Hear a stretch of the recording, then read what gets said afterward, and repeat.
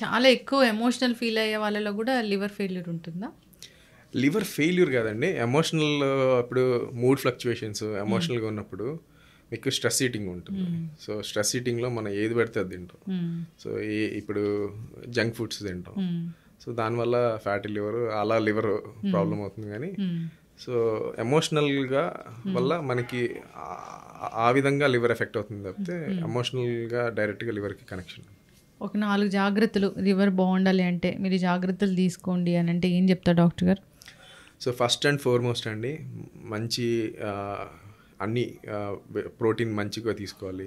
మంచి ప్రోటీన్ ఉండే and whole fibre fruits తినండి. జ్యూసెస్ కంటే కూడా ఫ్రూట్ తినండి. And second thing, ultra process foods, జంక్స్కి వీలైనంత దూరంగా ఉండండి. అండ్ లిమిట్ ఆల్కహాల్ తాగకపోతే మంచిది. ఎప్పుడైనా social drinking is okay. And overweight ఉన్న వాళ్ళు try to lose weight and be ideal weight. మీ హైట్కి ఎంత వెయిట్ ఉండాలో అదొకటి చూసుకోవాలి. సో వీటితో పాటు హెపటైటిస్ ఏ అండ్ బికి వ్యాక్సిన్స్ ఉన్నాయి. సో మీరు వ్యాక్సినేటెడా కాదా చూసుకొని తీసుకోండి.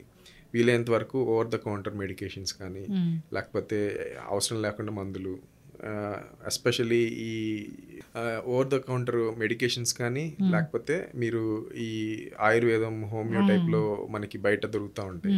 సో అలాంటి వెయిట్ లాస్కి అన్సైంటిఫిక్ మెడికేషన్స్ వాడద్దు. సో ఇలాంటి జాగ్రత్తలు తీసుకోవడం, మంచిగా ఎక్సర్సైజ్, మంచి డైట్ అండ్ నిద్ర. సో నిద్ర అట్లీస్ట్ 7 hours మీరు పడుకుంటే మీ బాడీలో స్ట్రెస్ లెవెల్స్ తగ్గుతాయి, ఓవర్ వెయిట్ రాదు. అండ్ మీ కార్టిసాల్ కానీ ఇలాగ స్ట్రెస్ హార్మోన్స్ కూడా అన్ని కంట్రోల్లో ఉంటాయి.